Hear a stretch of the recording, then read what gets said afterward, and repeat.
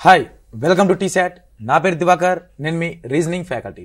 Okay, banking ఎవరైతే సిన్సియర్గా prepare అవుతున్నారో వాళ్ళకు మన సెంట్రల్ గవర్నమెంట్ ప్రభుత్వం ఒక సువర్ణ అవకాశం అందించడం జరిగింది. అదే మన ఐబీపీఎస్ ఆర్ఆర్బి అంటే రీజనల్ రూరల్ బ్యాంక్స్లో అంటే లోకల్ బ్యాంక్స్లో నోటిఫికేషన్ జారీ చేయడం జరిగింది. దానికి సంబంధించి ఏ విధంగా మనం ప్రిపేర్ అవ్వాలి, ఓకే దానిలో ఏమేమి టాపిక్స్ ఉంటాయి, దాన్ని ఏ విధంగా మనం ఆన్సర్ చేస్తే మనం ఏ విధంగా మన జాబ్ రీచ్ అవ్వచ్చు అనేది మనం ఈ వీడియోలో చూద్దాం. ఓకే, మనం ఇప్పుడు రీజనింగ్ లో ఏ విధంగా ఆన్సర్స్ వస్తాయి, ఏ విధంగా చేయాలని చూద్దాం. ఇప్పుడు నాతో పాటు మేడం గారు కూడా English expert madam, okay Ramadevi madam గారు, అండ్ అదేవిధంగా Chandrashekar Reddy sir arithmetic faculty and expert. Okay, ఇప్పుడు మన ఈ టాపిక్ సంబంధించి ఈ ఐబీపీఎస్ ఆర్ఆర్బి సంబంధించి మనం ఏ విధంగా ముందుకెళ్ళాలి. ఓకే, ఫస్ట్ ఆఫ్ ఆల్ ఆర్ఆర్బిలో మనకు కొన్ని రకాల బ్యాంక్స్ ఉంటాయి. రీజనల్ రూరల్ బ్యాంక్స్ అంటే ఫస్ట్ ఆఫ్ ఆల్ మనకు ఈ డ్వాక్రా మహిళలు కానీ వాళ్ళ ఇన్వెస్ట్మెంట్ పెట్టడానికి బ్యాంక్ని యూజ్ చేసేదే ఈ RRB banks, regional rural banks. ఇవన్నీ ఎక్కువ విలేజ్ లోనే ఉండడం జరుగుతుంది. కాబట్టి ఫస్ట్ ఆఫ్ ఆల్ ఈ నోటిఫికేషన్ లో మెయిన్ కేటగిరీ వచ్చి డేట్స్. ఎప్పుడు నోటిఫికేషన్ జారీ చేయడం జరిగిందంటే 1వ తారీఖు సెప్టెంబర్ 2025, లాస్ట్ డేట్ వచ్చి 21 సెప్టెంబర్ 2025. ఓకే, ఇక్కడ మనకు రెండు రకాలుగా ఎగ్జామ్ జరగడం జరుగుతుంది, prelims exam and mains exam. Okay, prelims exam ఎప్పుడు ఉంటుందంటే నవంబర్లో ఎగ్జామ్ ఉండొచ్చు. అండ్ అదేవిధంగా మెయిన్స్ ఎగ్జామ్ కూడా ఎక్కువ టైం అంటూ ఉండదండి, దీనికి డిసెంబర్లోనే ఎగ్జామ్ ఉండడం జరుగుతుంది. కాబట్టి మనం ఒకేసారి ప్రిలిమ్స్ తో పాటు మెయిన్స్ ఎగ్జామ్ కూడా ప్రిపేర్ అవ్వడం రావాలి. ప్రిలిమ్స్ తో పాటు మెయిన్స్ కూడా ప్రిపేర్ అయితేనే మనకు ఈసారి కూడా ఎగ్జామ్ లో జాబ్ కొట్టడం గ్యారంటీగా వస్తుంది. ఓకే, నెక్స్ట్ అదే విధంగా ఇక్కడ ఏ డేట్న ఏం జరుగుతుంది. ఫస్ట్ ఆఫ్ ఆల్ నవంబర్న ప్రిలిమ్స్ ఎగ్జామ్ జరుగుతుంది. అండ్ అదేవిధంగా డిసెంబర్ మంత్ ఎండింగ్ కానీ లేక జనవరి ఎండింగ్ కానీ అదే ప్రిలిమ్స్ ఎగ్జామ్ సంబంధించిన రిజల్ట్ రావడం జరుగుతుంది. Next last mains exam. ఈ మెయిన్స్ ఎగ్జామ్ అనేది డిఫరెంట్ కేటగిరీలో జరగడం జరుగుతుంది. అంటే స్కేల్ 1 కానీ మల్టీపర్పస్ ఆఫీసర్స్ అంటే క్లర్క్ ఎగ్జామ్స్ కానీ, అండ్ అదేవిధంగా స్కేల్ 2 ఆఫీసర్స్, స్కేల్ 3 ఆఫీసర్స్, ఇలా సంబంధించి వాటిపైన డిఫరెంట్ డేట్స్ లోను డిఫరెంట్ షిఫ్ట్ లోను కూడా ఎగ్జామ్ జరగడం జరుగుతుంది. వాటికి సంబంధించిన డేట్స్ సహా మనకు ఇవ్వడం జరిగింది.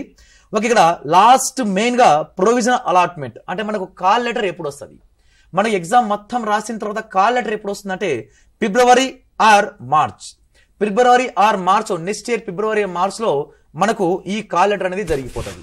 అంటే మనకు ఒక సిన్సియర్ గా ప్రిపేర్ అయితే సర్టెన్ 4 months 5 months లోనే మన జాబ్ లో ఉండే అవకాశం అయితే ఉంటుంది. ఓకే, నెక్స్ట్ వన్, ఇక్కడ గ్రేడ్ 1 కి ఏజ్ ఎలా ఉంటుంది అంటే మనము డిఫరెంట్ పోస్ట్ కి ఏజ్ ఎలా ఉంటుంది, డిఫరెంట్ కేటగిరీ వైజ్ కూడా ఏజ్ ఏ విధంగా ఉంటుంది అంటే ఇక్కడ బిట్వీన్ 18 to 28 years అంటే ఓసీ కేటగిరీ, బీసీ కేటగిరీ వాళ్ళంతా ఎవరైతే ఉన్నారో వాళ్ళకు ఏజ్ వచ్చి 18 to 28 years. అండ్ అదేవిధంగా స్కేల్ 1 ఆఫీసర్స్ కి 18 to 30 years, మినిమం అయితే 18 years. ఇంకా కేటగిరీ బట్టి మనకు ఏజ్ అనేది మ్యాక్సిమం ఏజ్ పెరుగుతూ ఉంటుంది. అండ్ అదేవిధంగా ఎస్సీ ఎస్టీ ఎవరైతే ఉన్నారో వాళ్ళకైతే 2 years ఎక్స్టెండ్ అయితే ఉంటుంది, 30 years వరకు రాసుకోవచ్చు వాళ్ళు. నెక్స్ట్ అదే విధంగా మనకు సంబంధించిన ఎగ్జామ్ ఫీ ఎలా ఉంటుంది, application fee. SC ST category or male or female, SC ST category male or female ఎంత పే చేయాలంటే విత్ జిఎస్టీతో కలుపుకొని 175 రూపీస్ పే చేయాల్సి ఉంటుంది. అండ్ అదర్ కేటగిరీ వచ్చి 850 రూపీస్ పే చేయాల్సి ఉంటుంది. అది ఏ పర్పస్ జాబ్ అయినా, అది కలెక్ట్ జాబ్ అయినా, అండ్ అదేవిధంగా మల్టీపర్పస్ అయినా, అండ్ స్కేల్ 1, 2, 3 ఏ ఆఫీసర్కి అయినా అన్ని నోటిఫికేషన్కి ఒకటే ఫీజు. ఓకే, నెక్స్ట్ ఇప్పుడు మెయిన్ ఎగ్జామ్. ఇది మనం తెలుసుకోవాల్సిన మెయిన్ మోస్ట్ ఇంపార్టెంట్ పాయింట్ అయితే ఇవే.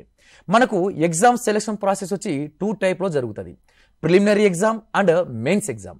ప్రిలిమినరీ ఎగ్జామ్లో మనకు ఒక అడ్వాంటేజ్గా ఫీల్ అవ్వచ్చు. అది ఏదంటే ఓన్లీ రీజనింగ్ మాత్రమే అడగడం జరుగుతుంది. ఈ అర్థమెటిక్ రీజనింగ్ అనేది చాలా కీ రోల్ అండి. ఈ నాట్ ఓన్లీ బ్యాంక్ నెసెసరీ, ఏ కాంపిటేటివ్ ఎగ్జామ్ రాయాలన్నా కూడా, ఎనీ కాంపిటేటివ్ ఎగ్జామ్ మనకు బ్యాంకింగ్లో కానీ, రైల్వే డిపార్ట్మెంట్ కానీ, స్టేట్ గవర్నమెంట్ కానీ రాయాలంటే ఖచ్చితంగా అర్థమెటిక్ రీజనింగ్ నుంచి క్వశ్చన్స్ లేదే మనకు క్వశ్చన్ పేపర్ ఉండదు. కాబట్టి ఇక్కడ వెయిటేజ్ కనుక తీసుకుంటే రీజనింగ్ టాపిక్ నుంచి ఇక్కడ 40 క్వశ్చన్లు అండ్ 40 మార్కులు ఇవ్వడం జరిగింది. ఒకప్పుడు అయితే లాస్ట్ ఒక 5 years బ్యాక్ అయితే ఓవరాల్ టైం మాత్రమే ఇచ్చేవాడు. కానీ ప్రజెంట్ లేటెస్ట్ నోటిఫికేషన్ ప్రకారం ఇండివిజువల్ టైమింగ్ కూడా ఇవ్వడం జరిగింది. ఇండివిజువల్ టైమింగ్ అంటే ఇక్కడ రీజనింగ్లో 40 క్వశ్చన్లకు గాను 40 మార్కులకు గాను ఇక్కడ టైమింగ్ వాడే ఇచ్చాడు. ఎంత ఇచ్చాడు? 25 మినిట్స్ ఇవ్వడం జరిగింది. ఈ 25 మినిట్స్ మనకు అక్కడే 25 మినిట్స్ మనం అక్కడే స్పెండ్ చేయాల్సి ఉంటుంది. మనకు తొందరగా ఎగ్జామ్ అయిపోయిందని చెప్పి నెక్స్ట్ సెక్షన్ ఓపెన్ అయ్యే అవకాశమే లేదు, అక్కడ లాక్ పడిపోతుంది. ఈ 25 మినిట్స్ అనేది మనకు ఖచ్చితంగా రీజనింగ్ కేటగిరీలోనే ఉండాలి. నెక్స్ట్ ఆటోమేటిక్గా మీ ఎగ్జామ్ అవ్వకపోని అని మీరు రీజనింగ్లో 10 క్వశ్చన్లు అటెండ్ చేశారు, ఇంకా రిమైనింగ్ 30 క్వశ్చన్స్ ఉన్నాయి, ఇంకా మీకు టైం సరిపోలేదు. అలాంటప్పుడు కూడా ఆటోమేటిక్గా మీ టైం అనేది లాక్ పడిపోతుంది. ఇప్పుడు నెక్స్ట్ డే ఏం ఓపెన్ అవుతుందంటే అర్థమెటిక్ సెక్షన్ ఓపెన్ అవుతుంది. Same as usual number of questions will be same. 40 questions ఉంటాయి, 40 మార్కులు ఉండడం జరుగుతుంది. దానికి కూడా టైమింగ్ వచ్చి 20 మినిట్సే. అంటే మొత్తం ఓవరాల్గా 45 మినిట్స్ టైం. ఎవరైతే హ్యాండిక్యాప్డ్ ఉంటారో అంటే బ్లైండ్ వాళ్ళు కానీ డెఫ్ వాళ్ళు కానీ వాళ్ళకి ఒక ఎక్స్ట్రా 15 మినిట్స్ ఇవ్వడం అయితే జరుగుతుంది. ఎక్స్ట్రా ఒక 15 మినిట్స్. ప్రిలిమ్స్ ఎగ్జామ్లో అయితే అర్థమెటిక్ రీజనింగ్ వెయిటేజ్ అయిపోయింది. అండ్ నెక్స్ట్ అదే విధంగా స్కేలింగ్ ఎగ్జామ్. ఓకే, మన స్కేల్ ఎగ్జామ్లో ఏ విధంగా రావాలి?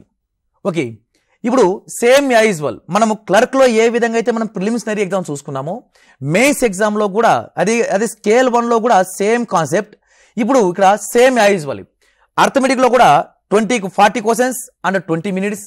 అండ్ అదేవిధంగా రీజనింగ్లో కూడా 40 క్వశ్చన్స్ అండ్ 25 మినిట్స్. నెక్స్ట్ దీనికి నెగిటివ్ మార్కింగ్ వచ్చి 1/4. నెగిటివ్ మార్కింగ్ వచ్చి 1/4 నెగిటివ్ మార్కింగ్. ఈ 1/4 ఉన్నప్పుడు ఇక్కడ మనం 4 బిట్లు కనుక రాంగ్ అయితే ఒక మార్క్ రైట్ మార్క్ అనేది ఎగిరిపోతుంది.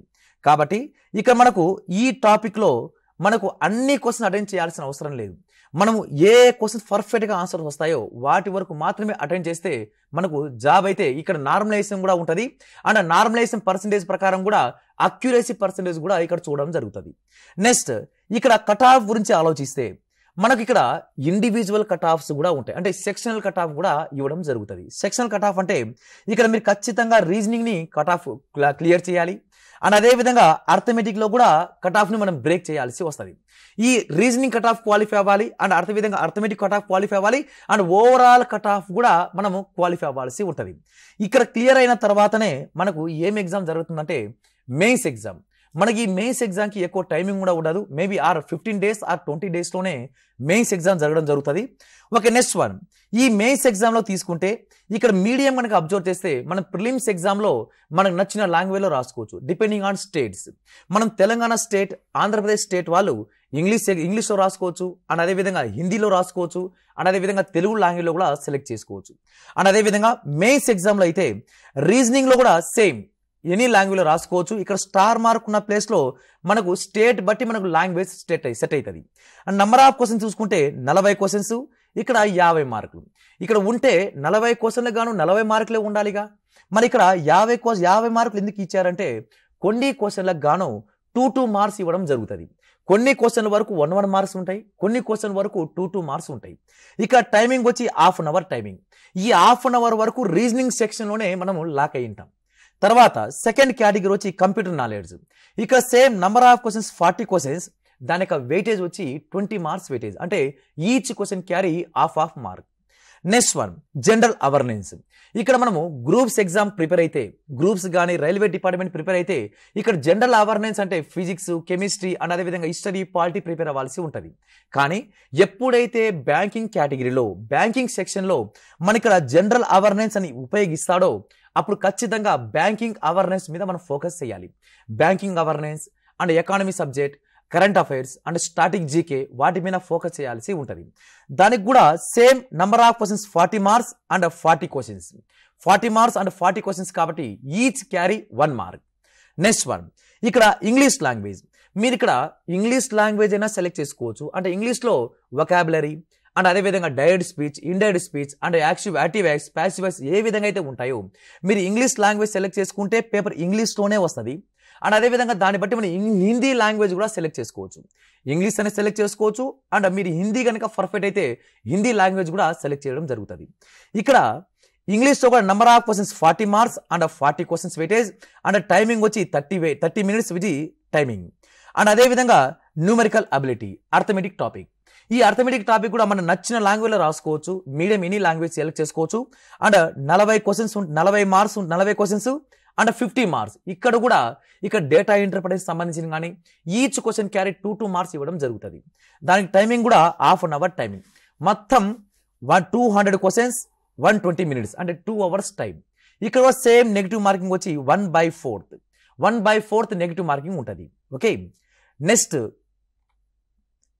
అదే విధంగా స్కేల్ 1 ఆఫీసర్స్ కూడా mains exam structure also same. మనం ప్రిలిమ్స్ ఎగ్జామ్ ఏది ఆఫీసర్స్ మల్టీ ఆఫీసర్స్ ఏ విధంగా అయితే ఉంటుందో అలా స్కేల్ ఆఫీసర్స్ కూడా స్కేల్ 1 కూడా అదే స్ట్రక్చర్లో ఉంటుంది.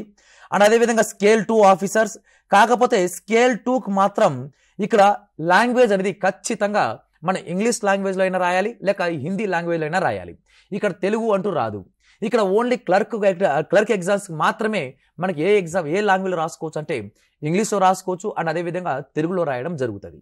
నెక్స్ట్ వన్ ఇక్కడ స్కేల్ 3 కూడా same structures, same number of questions, same weightage. And అదేవిధంగా ఇక్కడ కూడా లాంగ్వేజ్ వచ్చి only Hindi or English 2 language మనం రెఫర్ చేయాల్సి ఉంటుంది. నెక్స్ట్ వన్ స్కేల్ 3 ఆఫీసర్స్ కూడా same to same number, same weightage and same marks and language also Hindi or ఇంగ్లీషే maintain చేయాల్సి ఉంటుంది. ఓకే, నెక్స్ట్ వన్ ఇక్కడ వేకెన్సీస్.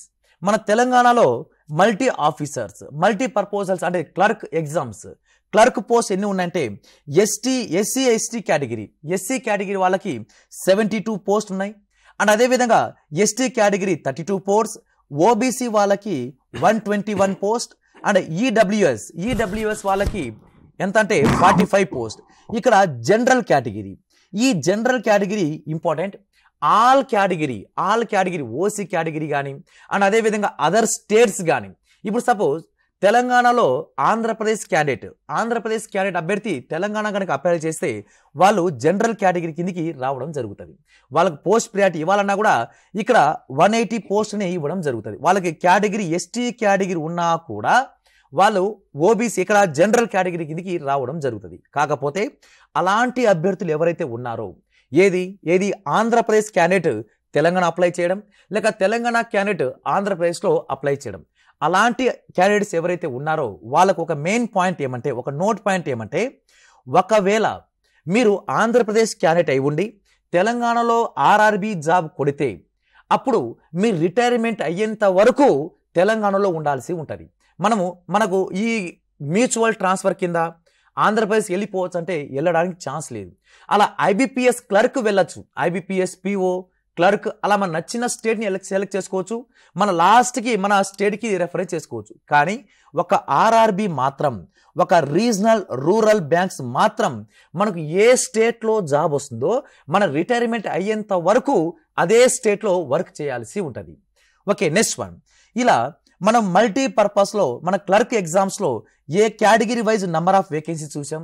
అండ్ అదే విధంగా మనకు స్కేల్ 1 ఆఫీసర్స్, తెలంగాణలో స్కేల్ 1 ఆఫీసర్స్ ఎస్సీ కేటగిరీకి 34 పోస్టెస్ ఉన్నాయి.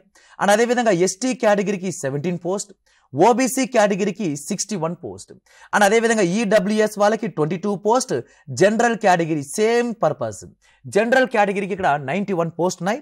ఇక్కడ పిడబ్ల్యూబిడి అంటే హ్యాండిక్యాప్డ్ పోస్ట్ వాళ్ళకి ఇక్కడ డిఫరెంట్ కేటగిరీ ఉంటాయి. హెచ్ఐ, ఓసీ, విఐ, ఐడి అనేది కేటగిరీ వైజ్ ఇక్కడ పోస్ట్ ఇవ్వడం జరుగుతుంది. ఇక్కడ ఎవరైతే పిడబ్ల్యూబి ఉన్నారో వాళ్ళకు మాత్రమే స్క్రైబ్ని అటెండ్ చేయడం జరుగుతుంది. ఇప్పుడు రీసెంట్గా న్యూస్ ఏమంటే, అంతకుముందు మనకు నచ్చిన స్క్రైబ్ని మనమే తీసుకుని వెళ్ళే వాళ్ళం. కానీ ఇటీవల వచ్చిన న్యూస్ ఏమంటే, మనం స్క్రైబ్ని మనం తీసుకోవాల్సిన అవసరం లేదు, మనము ఆ ఐబిపిఎస్ వాళ్ళే అరేంజ్ చేయడం జరుగుతుంది.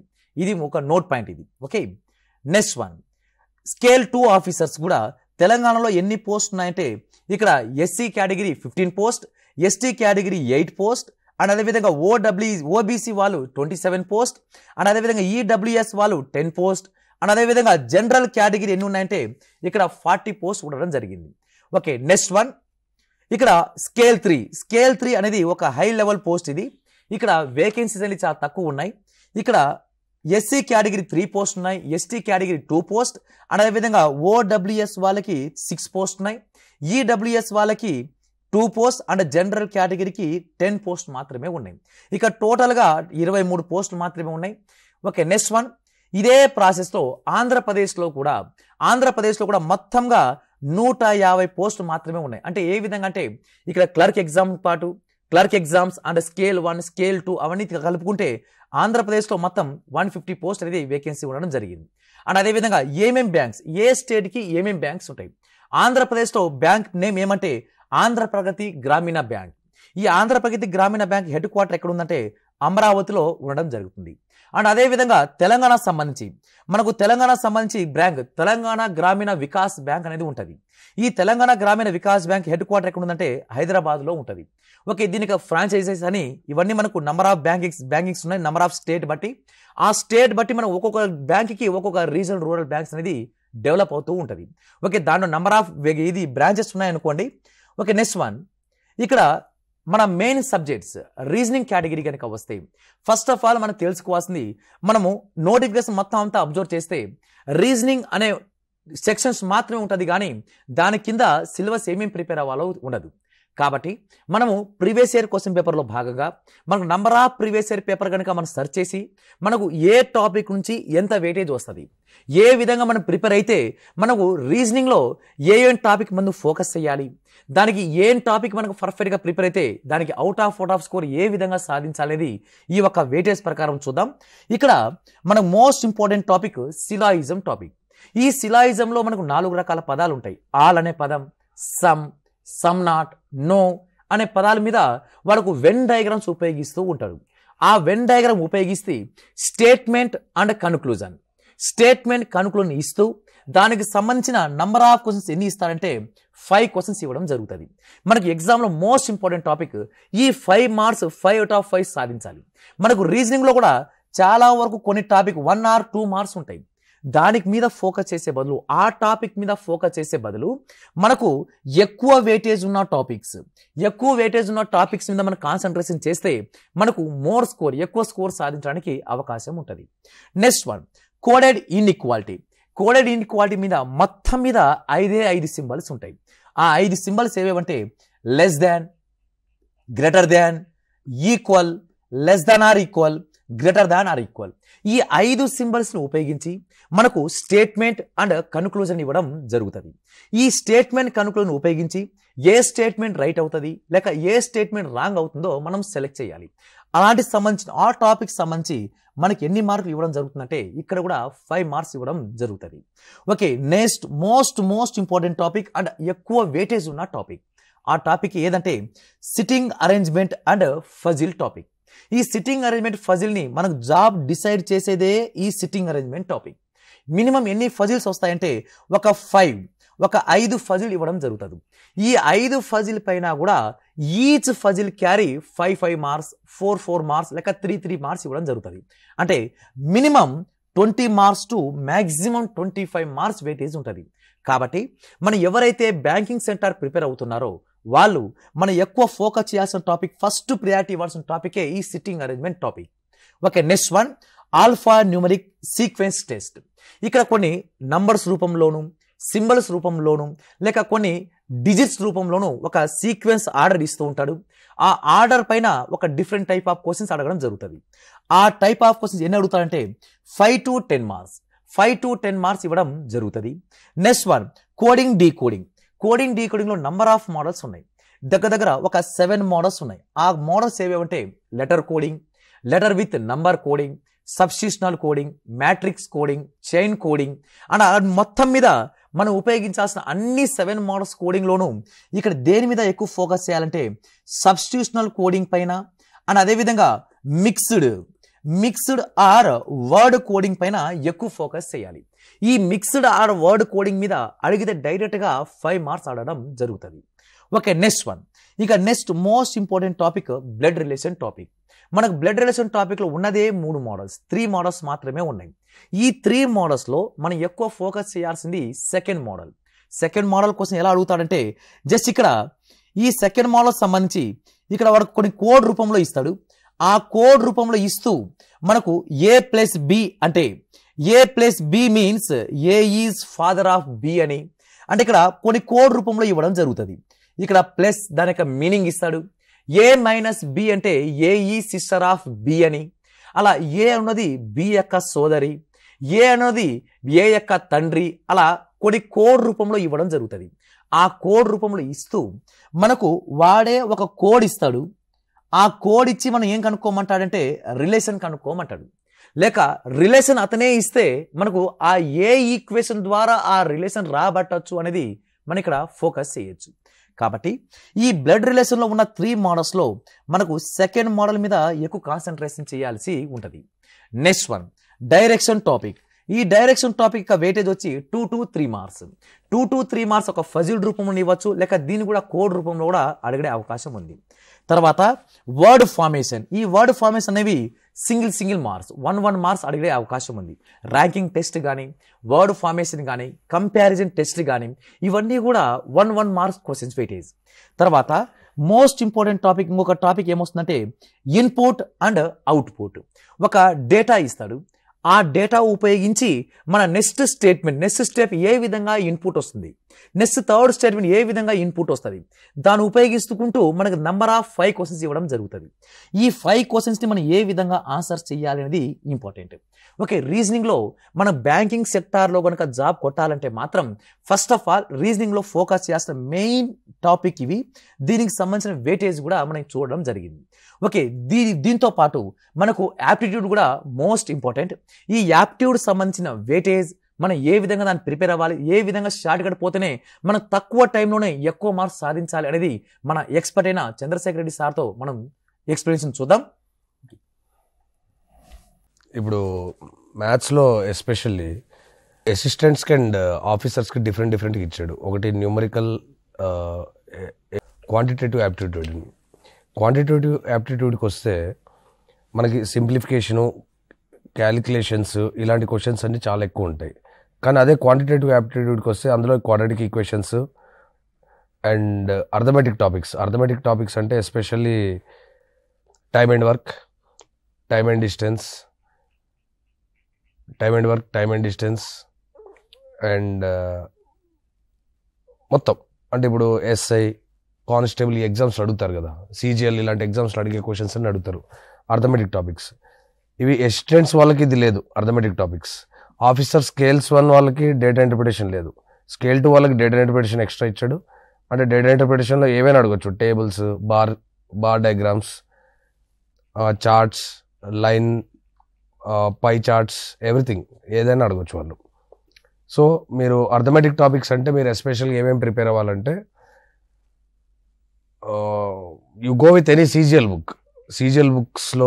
సీజిఎల్ ఎగ్జామ్స్లో క్వశ్చన్స్ ఏవేవైతే అడుగుతాడో time and distance, time and work, simple interest, compound interest, okay, ఇలాంటి టాపిక్స్ అన్ని ప్రిపేర్ అవ్వాల్సి వస్తుంది అర్థమెటిక్ టాపిక్స్లో. మిగిలిన వాళ్ళు ఏం చేస్తారంటే ఏదైనా న్యూమరికల్ ఎబిలిటీ ఏదైతే ఉందో దాంట్లో especially you focus more on calculations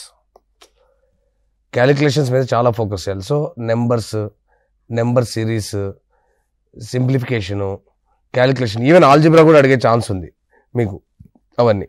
so ఇంకోటి క్వాడ్రాటిక్ ఈక్వేషన్, ఇది ఒకటి స్పెషల్గా ఉంది టాపిక్ మీకు. ఇది మీకు ఎస్పెషల్లీ అన్ని ఎగ్జామ్స్లో అడగరు.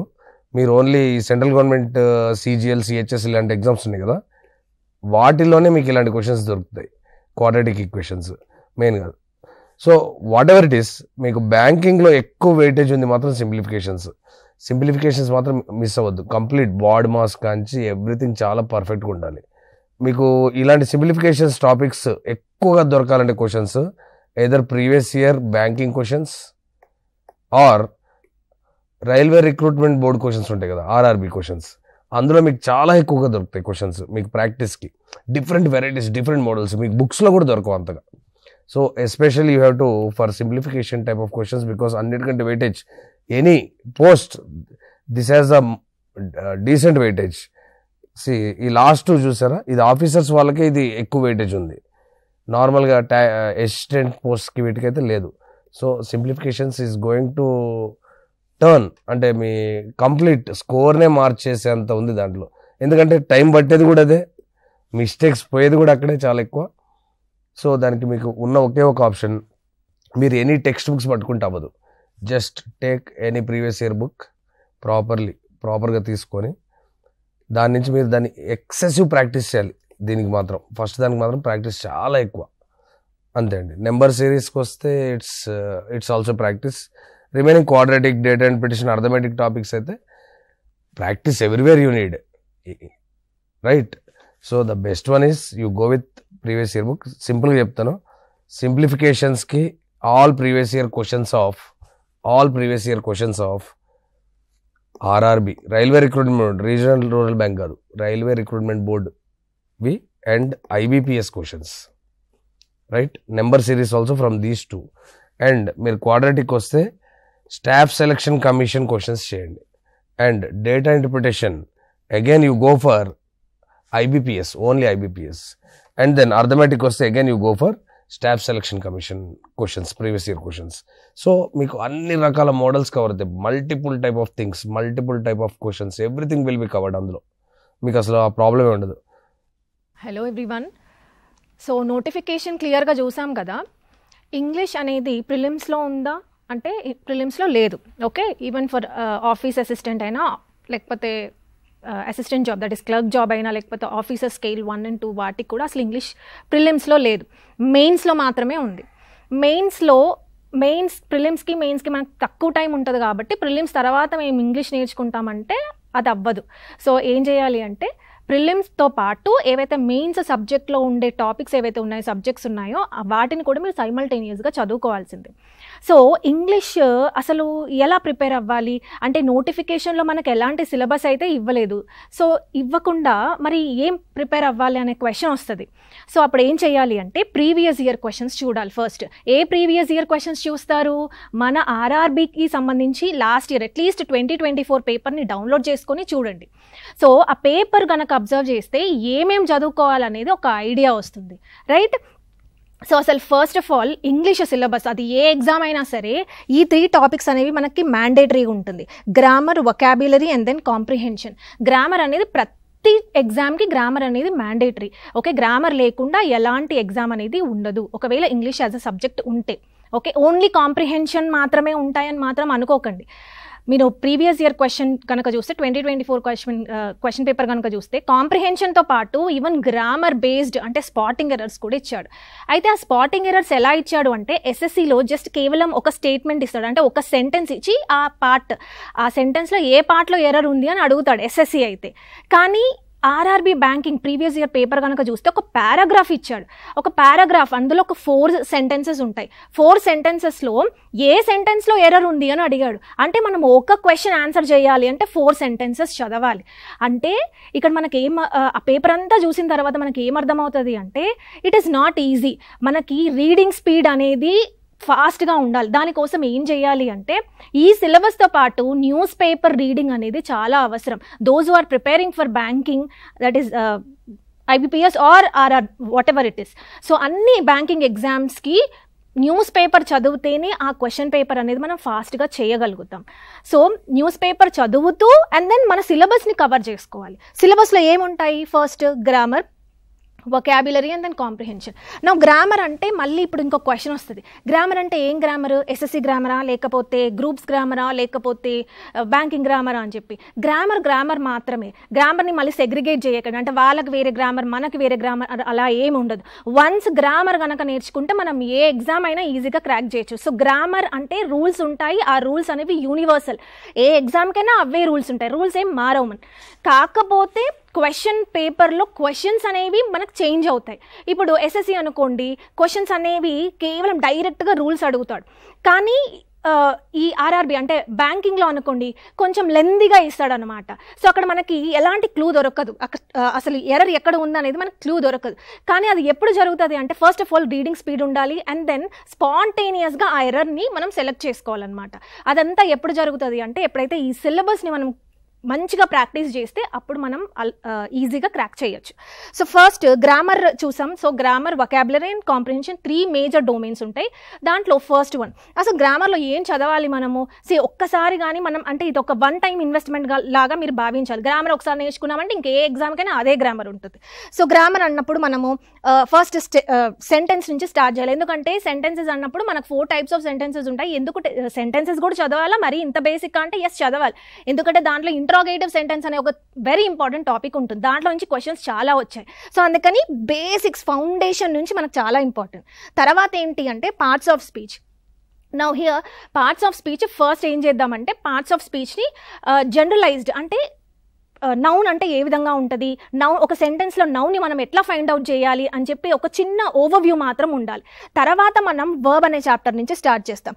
So first parts of speech డీటెయిల్గా చదువుకోదు, అంటే నౌన్ మొత్తం రూల్స్ చదివేద్దాం, ప్రొనౌన్ రూల్స్ మొత్తం చదివేద్దాం అలా కాకుండా first parts of speech introduction చదవాలి. ఓకే, ఇంట్రొడక్షన్ చదవాలి. ఇంట్రొడక్షన్ చదివిన తర్వాత వర్బ్ స్టార్ట్ చేయాలి. ఎందుకు అంటే ఒక సెంటెన్స్ వర్బ్ లేకుండా సెంటెన్స్ అనేది ఉండదు. సో అందుకని వర్బ్ అనే చాప్టర్ చదవాలి. సో వర్బ్ చదివిన తర్వాత నెక్స్ట్ టెన్సెస్కి వెళ్ళాలి. ఆ తర్వాత conditional sentences, question tags, active and passive, direct and indirect speech. ఈ విధంగానే చదవాలి, అంటే ఈ మోడల్లోనే చదవాలి. ఎందుకు అంటే టెన్సెస్ యొక్క స్ట్రక్చర్స్ ఏవైతే ఉన్నాయో, మనం 12 టెన్సెస్ చదువుతాం కదా, వీటి యొక్క రివిజన్ కండిషనల్ సెంటెన్సెస్లో జరుగుతుంది, క్వశ్చన్ ట్యాగ్స్లో సేమ్ అవే స్ట్రక్చర్స్ వస్తాయి, active and passive, again indirect and direct speech. అంటే మనం టెన్సెస్లో ఏవైతే స్ట్రక్చర్స్ నేర్చుకుంటామో అవన్నీ రివిజన్ కాస్త నెక్స్ట్ వచ్చే చాప్టర్స్లో జరుగుతాయి, అంటే రివిజన్ అవుతాయి మనకి. సో అందుకని ఈ మోడల్లోని ఈ పద్ధతిలోనే చదవాలి. అంతేగాని first active and passive start చేస్తాము లేదా డైరెక్ట్ అండ్ ఇండైరెక్ట్ స్టార్ట్ చేస్తాము అలా కాదు, ఒక పర్టికులర్ ఆర్డర్లో చదవాలి. ఓకే, ఇదంతా ఒక మాడ్యూల్. సో దట్ ఇక్కడికి వచ్చేసరికి అంటే direct and indirect speech complete చేసేసరికి మనకి టెన్సెస్ పైన పూర్తి అవగాహన అనేది వస్తుంది.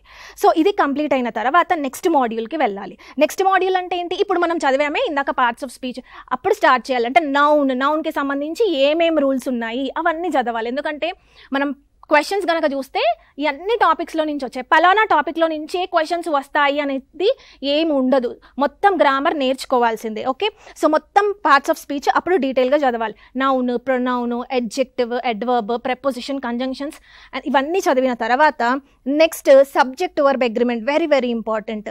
మనకి క్వశ్చన్స్ మేజర్గా సబ్జెక్ట్ వర్బ్ అగ్రిమెంట్ అనే ఈ చాప్టర్ నుంచే వస్తాయి మేజర్గా, అలా అని మిగతా చాప్టర్స్ని నెగ్లెక్ట్ చేయమని కాదు. నెక్స్ట్ ఆర్టికల్స్ నుంచి కూడా క్వశ్చన్స్ వచ్చే ఛాన్స్ ఉంటుంది, రైట్. సో ఇదంతా కూడా సిలబస్, అంటే ఈ టాపిక్స్ మనం చదువుకొని వెళ్ళాలి.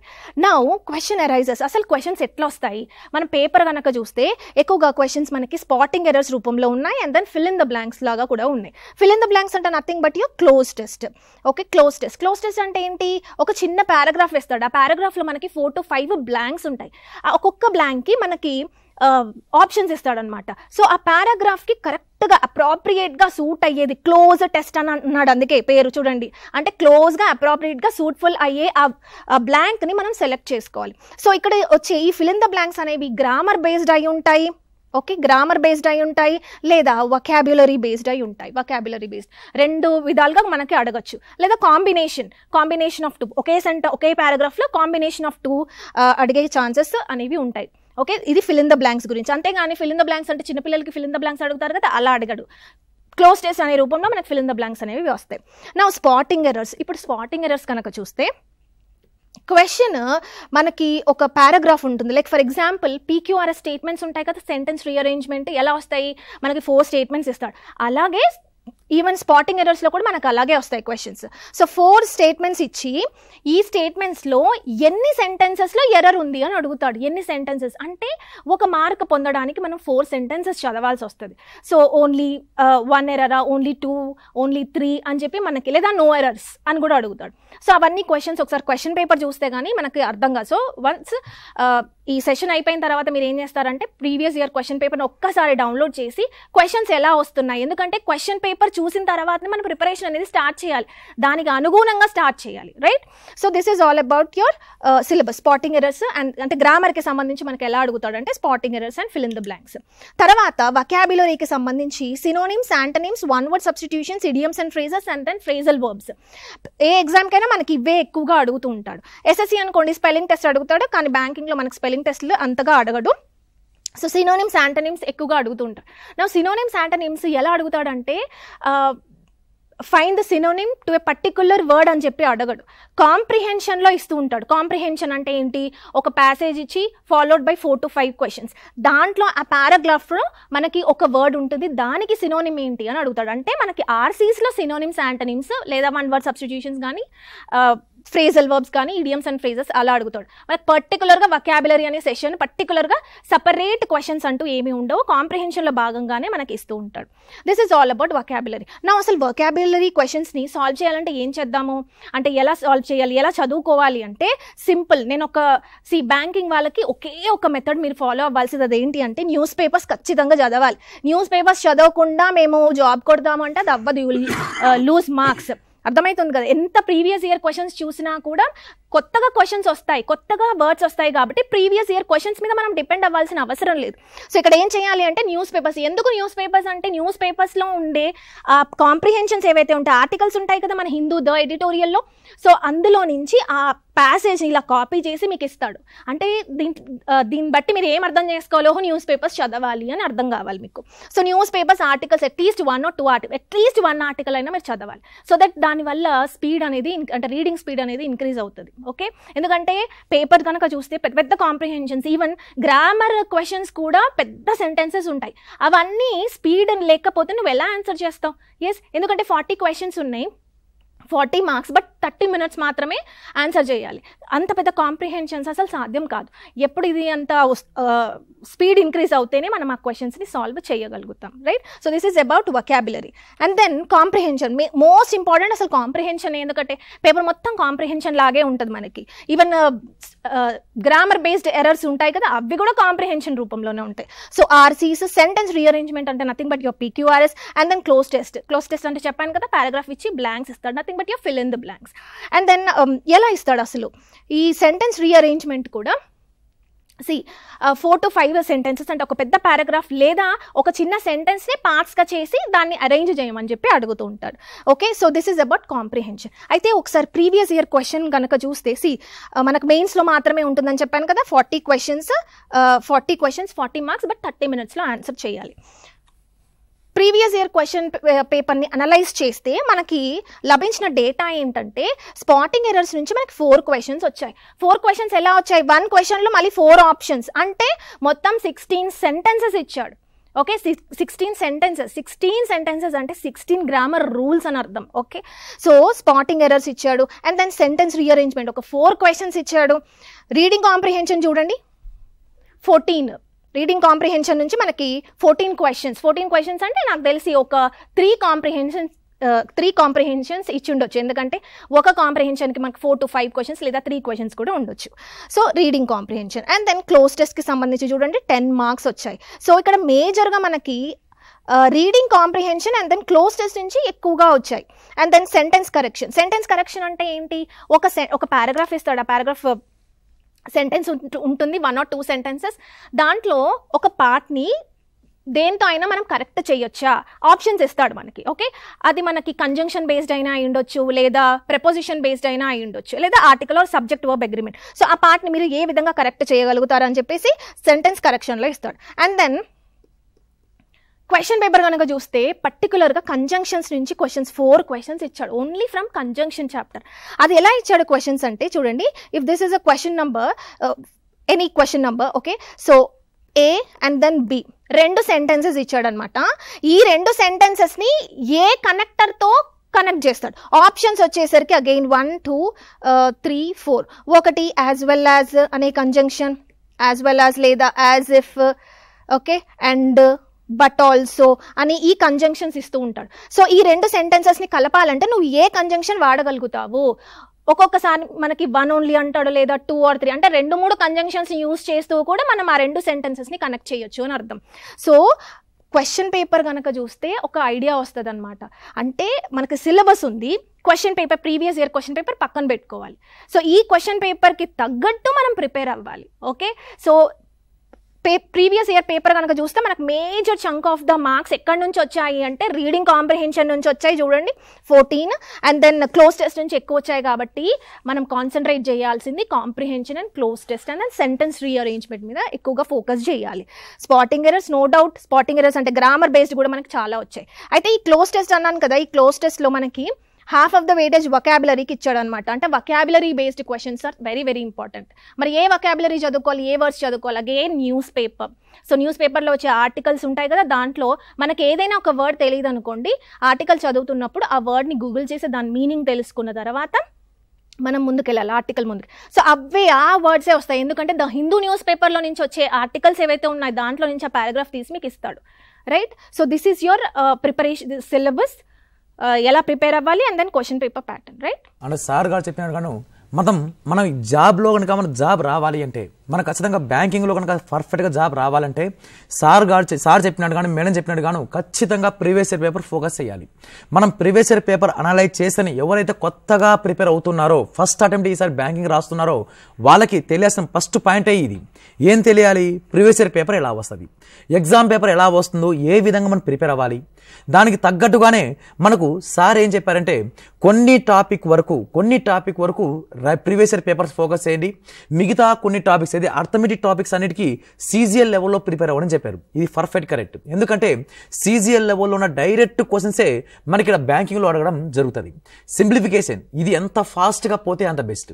వేదిక్ మ్యాథ్స్ కానీ, క్యాలిక్యులేషన్స్ కానీ, స్పీడ్ క్యాలిక్యులేషన్ కానీ ఇది ఎంత పర్ఫెక్ట్ అయితేనే మరి దానికి అప్రాక్సిమేట్ కూడా అడుగుతాడు. పర్ఫెక్ట్ ఆన్సర్ చెప్పాలి, దానికి అప్రాక్సిమేట్ ఆన్సర్ కూడా చెప్పాల్సి అడుగుతుంది. కాబట్టి మనకు ఖచ్చితంగా ఆ 5 to 10 మార్క్స్ అనేది ఖచ్చితంగా మన జాబ్ని డిసైడ్ చేసేదే ఆ సింప్లిఫికేషన్ టాపిక్. మేడం చెప్పినట్టు కూడా editorial paper most important paper.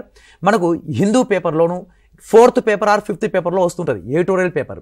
అక్కడ ఉన్న మొత్తం ఒక పేరాగ్రాఫ్ తీసుకొచ్చి డైరెక్ట్గా మనకి ఎగ్జామ్లోను బ్యాంకింగ్ ఎగ్జామ్లో డిఫరెంట్ షిప్లో అయితే అడగడం జరుగుతుంది. నెక్స్ట్ ఒకటి గుర్తుపెట్టుకోవాల్సిన పాయింట్ ఏమంటే, మనం ఏ కాంపిటేటివ్ ఎగ్జామ్ రాసినా కూడా ఉన్నది 4 ఆప్షన్స్. కాకపోతే ఒక బ్యాంకింగ్ ఎగ్జామ్ మాత్రమే 5 ఆప్షన్స్ ఇవ్వడం జరుగుతుంది. కాబట్టి ఇక్కడ మనకు రైట్ ఆన్సర్ ఏదో ఒకటి రాయేద్దామన్నా కూడా ఇక్కడ చాలా లెస్ ప్రాబబిలిటీ ఉంటుంది. ఎందుకంటే 5 ఆప్షన్స్ సెలెక్ట్ చేయడం అంటే మామూలు మాటలు కాదు.